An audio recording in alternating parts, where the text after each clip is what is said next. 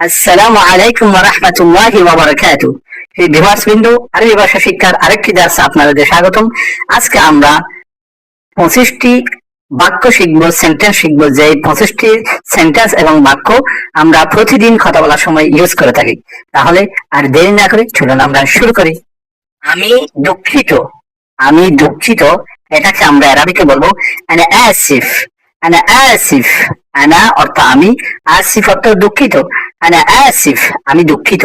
এখানে বাংলা উচ্চারণের মধ্যে আসিফ আসিফ আপনারা এটা খেয়াল করবেন না, আপনি জাস্ট আমার উচ্চারণটা খেয়াল করবেন। আমি কিভাবে আরবিকটা উচ্চারণ করতেছি। আনা আসিফ। আনা আসিফ আমি দুঃখিত। আমি ক্লান্ত। আপনি অফিসে কাজ করার সময় অনেক সময় ক্লান্ত হয়ে যান, তখন আপনার বসকে বলতে পারেন আমি ক্লান্ত। এটা আরবিকে বলবেন আনা তাবান। আনা তাবান। আনা তাবান। আনা অর্থ আমি, তাবান ক্লান্ত। এখানে দেখেন তাবান তাবান বললে হবে না। অনেকে আনা তাবান বাংলা উচ্চারণ দেখে আপনি যদি শিখেন এটা ভুল হবে। আনা তাবান বললে হবে না, এখানে একটা আইন আছে আরবিকের মধ্যে, এটা বলবেন আনা তাবান। আনা তাবান আমি ক্লান্ত। সব সময় আপনারা আমার আরবিক উচ্চারণটা খেয়াল করবেন। এখানে বাংলায় যে উচ্চারণ লেখা আছে সেটা দেখে যদি আপনারা শিখেন এটা আপনাদের জন্য মিস্টেক হবে, ভুল হবে। আপনারা আমার উচ্চারণটা দেখে শিখবেন। আনা তাবান। আনা তাবান আমি ক্লান্ত। আমি অনুভব করছি। আমি অনুভব করছি। আনা আহাস। আনা আহাস আমি অনুভব করছি। আনা অর্থ আমি, আহাস অনুভব করছি। আনা আহাস আমি অনুভব করছি। এখানে হায়ের উচ্চারণটা ঠিক মতো করবেন। আনা আহাস আমি অনুভব করছি। এখানে যদি আনা আহাস আহাস বলেন এটা ভুল হবে। হায়ের উচ্চারণটা ঠিক মতো করবেন। আনা আহাস আমি অনুভব করছি। আমি বিবাহিত। আমি বিবাহিত এটা আরবিকে বলবেন আনা মুতাজাওয়িজ। আনা মুতাজাওয়িজ আমি বিবাহিত। এখানে একটা জা আর একটা জিম, প্রথমটা হচ্ছে জা এরপরে জিম। মুতাজাওয়িজ। আনা মুতাজাওয়িজ আপনি জানেন আনা মুতাজাওয়িজ। মুতাজাওয়িজ এটা হবে না। আপনি যতই বাংলা উচ্চারণ থেকে শিখেন এটা অশুদ্ধ থাকবে। সেজন্য আমার আরবিক উচ্চারণটা খেয়াল করবেন। আনা মুতাজাওয়িজ। আনা মুতাজাওয়িজ। মুতাজাওয়িজ। আনা মুতাজাওয়িজ আমি বিবাহিত। আমি অবিবাহিত। আমি অবিবাহিত এটা আরবিতে বলবেন আনা আযাব। আনা আযাব। এখানে যদি বলে আনা আযাব আনা আযাব এটা হবে না। আনা আযাব। আনা আযাব আমি অবিবাহিত। আনা আযাব। এখানে জা জিম এগুলোর উচ্চারণ অনেক পার্থক্য আছে, এগুলো একটু খেয়াল করবেন। এখানে আযাবের মধ্যে এটা হচ্ছে কি জা, সেজন্য জায়ের উচ্চারণ করতে হবে। আপনি যদি আনা আযাব বলেন আযাব তখন হয়ে যাবে আমি আশ্চর্য, এরকম হয়ে যাবে। জিম হবে না, এটা জা। আনা আযাব আমি অবিবাহিত।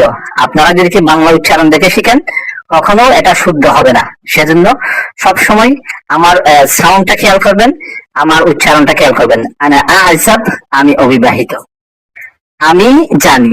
আমি জানি এটা বলা হয় আনা আরিফ। আনা আরিফ আমি জানি।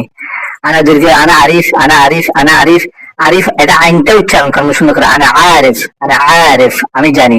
আনা অর্থ তো আপনারা জানেন, সেটা হচ্ছে কি আমি।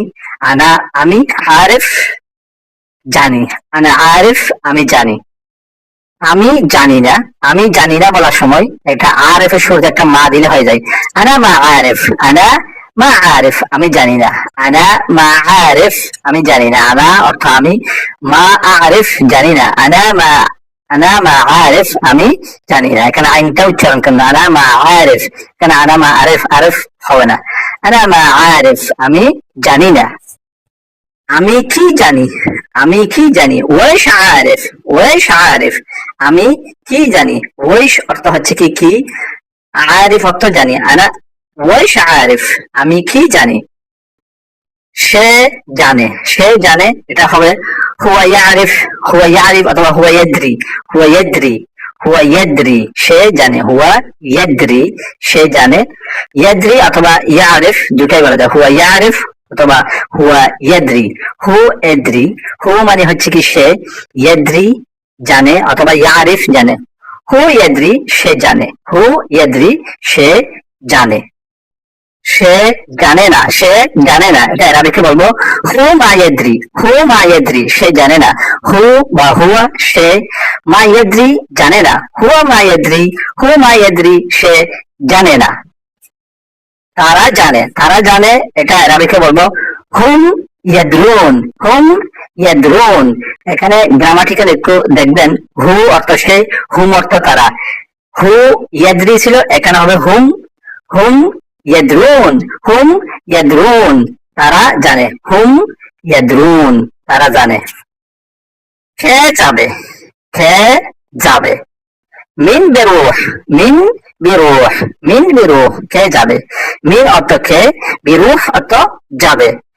এটা ভবিষ্যৎ বোঝানোর জন্য বাটা আসে। মিন বিরুহ, কে যাবে, মিন বিরুহ, কে যাবে।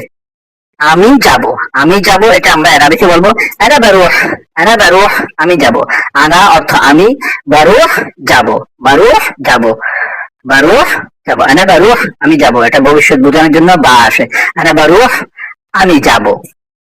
আমরা যাব, আমরা যাব, এটা আমরা আরবিতে বলবো ইহনা বারুহ, ইহনা বারুহ, আমরা যাব। ইহনা অর্থ আমরা, বারুহ যাব।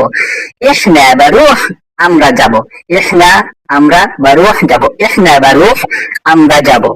কোন সমস্যা, কোন সমস্যা, ফি আই ইশকালিয়া, ফি আই ইশকালিয়া, কোন সমস্যা আছে, ফি আই, কোন, কোন, আইন অর্থ কোন, ইশকালিয়া তো সমস্যা, ফি আই ইশকালিয়া, ফি আই ইশকালিয়া, কোন সমস্যা আছে। অথবা কোন সমস্যা আছে, এটা আমরা আরবিতে এরকমও বলতে পারি ফি আই মুশকিলা, ফি আই মুশকিলা, ফি আই মুশকিলা, মুশকিলা অর্থ সমস্যা, অথবা ইশকালিয়া অর্থ সমস্যা।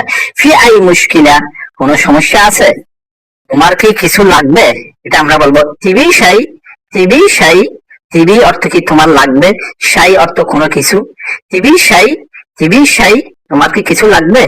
তিবি অর্থ তোমার লাগবে, শাই অর্থ কিছু, তিবি শাই, তোমার কি কিছু লাগবে। তোমাকে কে দিয়েছে, তোমাকে কে দিয়েছে। মিন আতাক, মিন আতাক, তোমাকে কে দিয়েছে। মিন অর্থ কে, আতাক, আতাক অর্থ দিয়েছে। মিন আতাক, তোমাকে কে দিয়েছে। এখানে আতাক, আতাক আ দিয়ে হবে না, আইন দিয়ে। মিন আতাক, তোমাকে কে দিয়েছে। এখানে আইন জোরকে হামজা বলেন, তারপরে থয়ের উচ্চারণ জোরকে তা বলেন, তখন আরেকটা শব্দ অর্থ হয়ে যাবে। তখন অর্থ হবে তোমার কাছে কে আসছে। এখানে হচ্ছে কি কে দিয়েছে। মিন আতাক, মিন আতাক, তোমাকে কে দিয়েছে। মিন অর্থ কে, আতাক, আতা অর্থ দিয়েছে, খা মানে তোমাকে। মিন আতাক, তোমাকে কে দিয়েছে। চেষ্টা করো, চেষ্টা করো, এটা, এটাকে আমরা আরবিতে বলবো হাউইল, হাউইল, চেষ্টা করো।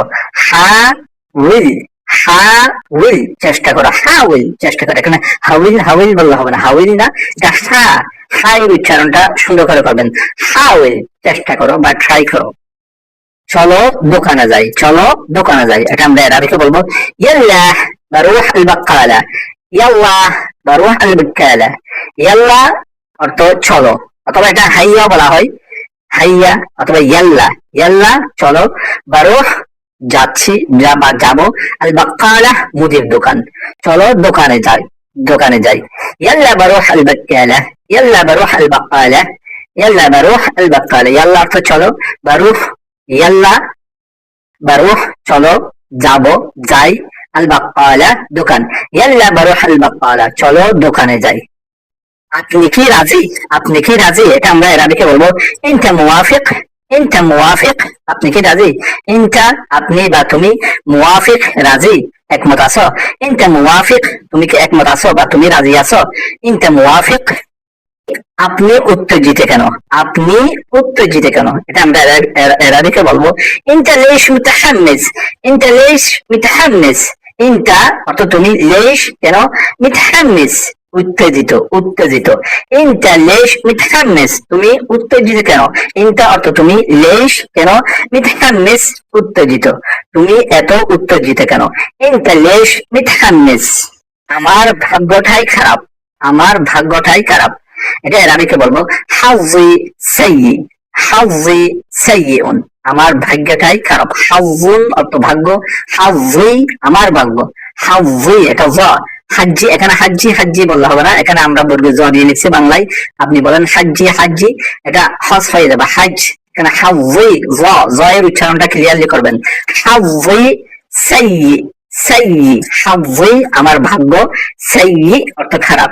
হাওয়ি সাইয়্যি আমার ভাগ্য খারাপ। দাম কত? আপনি দোকানে গিয়ে যখন জিজ্ঞেস করবেন এটার দাম কত, বলবেন কাম ইস-সি'র, কাম ইস-সি'র, কাম অর্থ কত, আর-সি'র অর্থ দাম। কাম আস-সি'র, কাম আস-সি'র। এখানে বাংলা উচ্চারণটা যদি খেয়াল করে আপনারা শিখেন, এটা অশুদ্ধ হবে। আপনারা জাস্ট অ্যারাবিকটা খেয়াল করেন। কাম আস-সি'র, আপনার কি হয়েছে, আপনার কি হয়েছে, এটা আমরা অ্যারাবিকে বলবো ওয়েশ ফিক, ওয়েশ ফিক, আপনার কি হয়েছে। ওয়েশ অর্থ কি, ফিক মানে আপনার, আপনার মধ্যে বা আপনার কি হয়েছে। ওয়েশ ফিক, আপনার কি হয়েছে। ভিউয়ার্স বিন্দু, আজকে আমরা প্রায় 25টি অ্যারাবিক সেন্টেন্স শিখলাম।